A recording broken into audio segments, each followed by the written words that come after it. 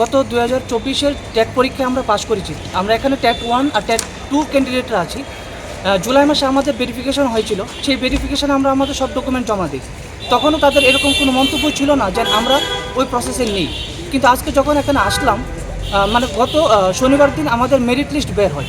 এই মেরিট লিস্টে আমাদের নাম নেই। আমরা হতবাক হয়ে গেলাম, কেন আমাদের নাম নেই। সেই জন্য আজকে আমরা টিআরবিটিতে এসেছিলাম। প্রথমে আমরা চেয়ারম্যানের সাথে দেখা করার জন্য চেষ্টা করছিলাম, কিন্তু তারা আমাদের দেখা করতে দেয়নি। তারপর আমরা খুব কষ্ট করে আমাদের টিআরবিটির ডাইরেক্টর শশাঙ্ক স্যারের সাথে কন্ট্রোলার শশাঙ্ক স্যারের সাথে দেখা করলাম।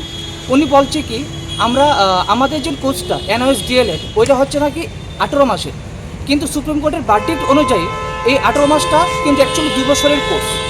আমাদের সাথে আরও এনওএস থেকে ডিএলএড করে 2021-এ অনেকে চাকরি করছে। আর এটা আমাদের প্রধানমন্ত্রী নরেন্দ্র মোদীর সহায়তায় এই কোর্সটা চালু হয়েছিল 2017 সালে। এবং এখানে আমাদের ইন্ডিয়াতে 11.5 লক্ষ লোক ওই ডিএলএড কোর্স করে এখনও বিভিন্ন স্কুলে চাকরি করছে, কেন্দ্রীয় বিদ্যালয়ে চাকরি করছে। ইভেন আসাম, তারপর ওয়েস্ট বেঙ্গল, তেলেঙ্গানা, বিহার, উত্তরপ্রদেশ, তারাও এই ডিএলএড কোর্সের মাধ্যমে চাকরি করছে।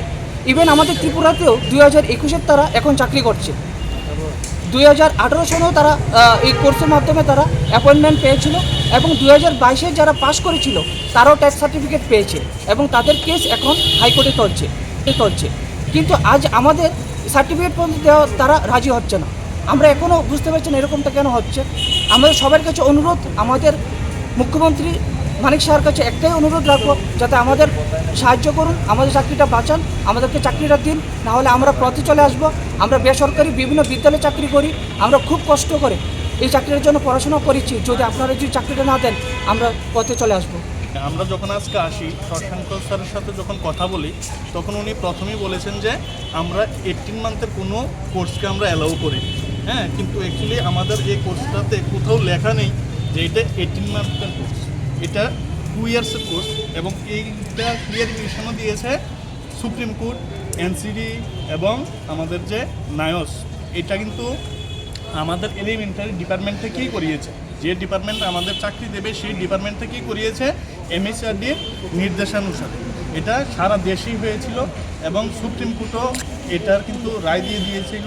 এবং আমাদের টিআরবিটিতেও যারা অলরেডি চাকরি করছে এই কোর্স করে, হ্যাঁ, এটা আমাদের স্যার যখন বললো আসাতে যে এটা 18 মান্থের কোর্স, তো আমরা যখন স্যারকে বলি স্যার এটা তো 18 মান্থের না, সুপ্রিম কোর্ট বলে দিয়েছে, এখানে আমাদের কাছে অর্ডার কপি আছে যে এটা 2 ইয়ার্সের course, 18 month equivalent to 2 years. এবং আমাদের সার্টিফিকেটও কোথাও লেখা নেই।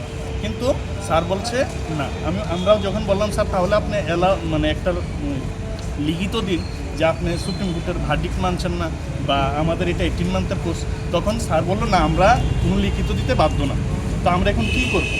আমরা যে আইনি লড়াইয়ে যাব, আমাদের তো একটা লিখিত লাগবে, আমাদের তো এটাও দিচ্ছে না উনি। হ্যাঁ, অথচ এই কোর্স দিয়েই আমাদের ত্রিপুরাতেও চাকরি করছে, আমাদের সাথেরই অনেকে আছে চাকরি করছে। 21-এ মানে টেট পাস করেছে, 22-এ অ্যাপয়েন্টমেন্ট লেটার পেয়েছে, 18 অনেক ক্যান্ডিডেট আছে। কিন্তু ওনারা মানতে নারাজ, শুধু মুখের কথায় আমাদের কোনো কাগজও দিচ্ছেন না, যেটা সারা দেশেই ভ্যালিড এবং সারা দেশেই চাকরি হচ্ছে। কেবিতে পর্যন্ত সিটেট দিয়ে অনেক ক্যান্ডিডেট চাকরি পেয়েছে এবং এখনও পাচ্ছে।